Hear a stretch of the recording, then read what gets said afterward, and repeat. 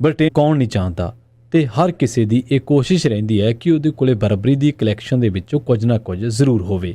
ਪਰ ਪਿਛਲੇ ਦਿਨੀ ਬਰਬਰੀ ਦੀ ਚਰਚਾ ਬੜੀ ਜ਼ਿਆਦਾ ਹੋਈ। ਉਹਦਾ ਕਾਰਨ ਸੀ 4 ਸਾਲਾ ਸਿੱਖ ਬੱਚਾ ਸਾਹਿਬ ਸਿੰਘ, ਜਿਹੜਾ ਕਿ ਸਿਰ ਤੇ ਪਟਕਾ ਬੰਨ੍ਹਦਾ ਹੈ।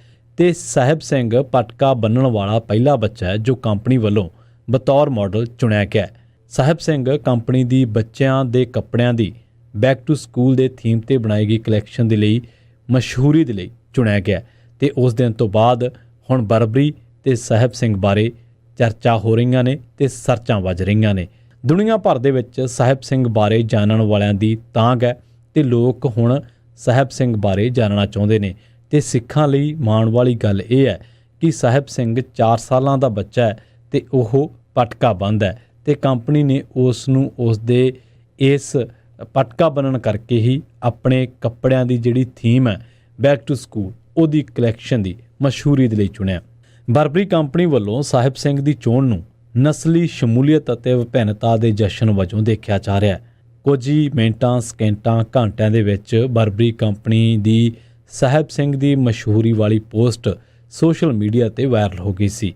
ਕੰਪਨੀ ਵੱਲੋਂ ਇੰਸਟਾਗ੍ਰਾਮ ਤੇ ਪਾਈ ਗਈ ਮਸ਼ਹੂਰੀ ਦੇ ਵਿੱਚ ਸਾਹਿਬ ਸਿੰਘ ਨੂੰ ਨਿੱਕਰ ਅਤੇ ਬੂਟਾਂ ਉੱਪਰ ਬੀਅਰ ਪਫਰ ਜੈਕਟ ਪਾਏ ਹੋਏ ਦੇਖਿਆ ਜਾ ਸਕਦਾ ਹੈ।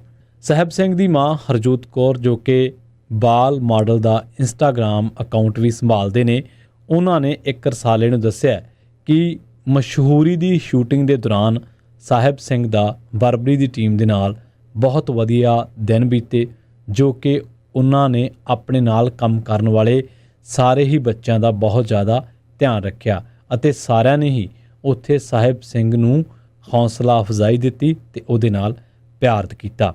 ਸਾਹਿਬ ਸਿੰਘ ਦੇ ਪਿਤਾ ਰਣਜੀਤ ਸਿੰਘ ਨੇ ਉਹ ਦੱਸਦੇ ਨੇ ਕਿ ਦੁਨੀਆ ਭਰ 'ਚੋਂ ਜੋ ਹੁੰਗਾਰਾ ਸਾਹਿਬ ਸਿੰਘ ਨੂੰ ਮਿਲਿਆ ਉਹ ਹੌਸਲਾ ਦੇਣ ਵਾਲਾ ਹੈ।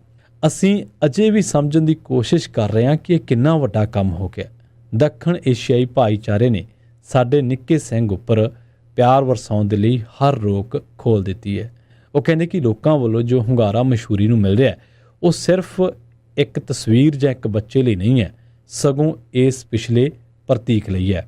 ਉਹ ਕਹਿੰਦੇ ਨੇ ਕਿ ਅਸੀਂ ਚਾਹੁੰਦੇ ਹਾਂ ਕਿ ਨਾ ਸਿਰਫ ਸਾਹਿਬ ਸਗੋਂ ਸਾਡੇ ਭਾਈਚਾਰੇ ਦੇ ਹਰ ਬੱਚੇ ਨੂੰ ਆਪਣੀ ਵਿਰਾਸਤ 'ਤੇ ਮਾਣ ਹੋਵੇ ਅਤੇ ਉਹ ਮਾਣ ਅਤੇ ਵਿਸ਼ਵਾਸ ਦੇ ਨਾਲ ਪਟਕਾ ਅਤੇ ਫਿਰ ਪੱਗ ਬੰਨ੍ਹਣ। ਸਾਹਿਬ ਸਿੰਘ ਦਾ ਪਹਿਲਾਂ ਤੋਂ ਹੀ ਯੂਕੇ ਦੀ ਇੱਕ modelling agency south cost kids ਦੇ ਨਾਲ ਕਰਾਰ ਹੈ ਤੇ ਉਹਨਾਂ ਦੇ ਨਾਲ ਉਹ ਕੰਮ ਕਰਦਾ ਹੈ।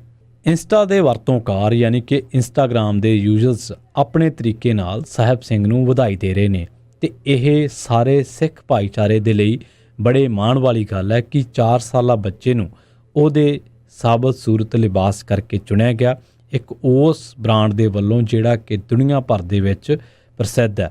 ਬੇਸ਼ੱਕ ਸਿੱਖੀ ਨੂੰ ਕਿਸੇ ਬ੍ਰਾਂਡ ਦੀ ਜ਼ਰੂਰਤ ਨਹੀਂ ਹੈ, ਪਰ ਹੁਣ ਪਤਾ ਲੱਗਿਆ ਕਿ ਬ੍ਰਾਂਡਾਂ ਨੂੰ ਸਿੱਖੀ ਦੀ ਲੋੜ ਜ਼ਰੂਰ ਪੈ ਗਈ ਹੈ। ਸੋ ਮਾਣ ਦੇ ਨਾਲ ਇਸ ਚੀਜ਼ ਨੂੰ, ਇਸ ਗੱਲ ਨੂੰ, ਇਸ ਵੀਡੀਓ ਨੂੰ ਸ਼ੇਅਰ ਕਰਿਓ ਤੇ ਦੁਨੀਆ ਭਰ ਦੇ ਵਿੱਚ, ਤਾਂ ਜੋ ਇਹ ਪਤਾ ਲੱਗ ਸਕੇ ਕਿ ਸਿੱਖ ਕੌਣ ਨੇ। ਪਹਿਲਾਂ ਹੀ ਜਿਹੜੇ ਵਰਤੋਂਕਾਰ ਨੇ, ਜਿਹੜੇ ਵਰਤੋਂ ਕਰਦੇ ਨੇ ਇੰਸਟਾਗ੍ਰਾਮ ਦੀ ਜਾਂ ਹੋਰ ਦੀ, ਤਾਂ ਉਹ ਕਹਿੰਦੇ ਨੇ ਕਿ ਬੱਚਾ ਬੜਾ ਪਿਆਰਾ ਤੇ ਆਪਣੇ ਸਿੱਖੀ ਸਰੂਪ ਦੇ ਵਿੱਚ ਤਾਂ ਇਹ ਹੋਰ ਵੀ ਬਹੁਤ ਜ਼ਿਆਦਾ ਪਿਆਰਾ ਲੱਗਦਾ ਹੈ।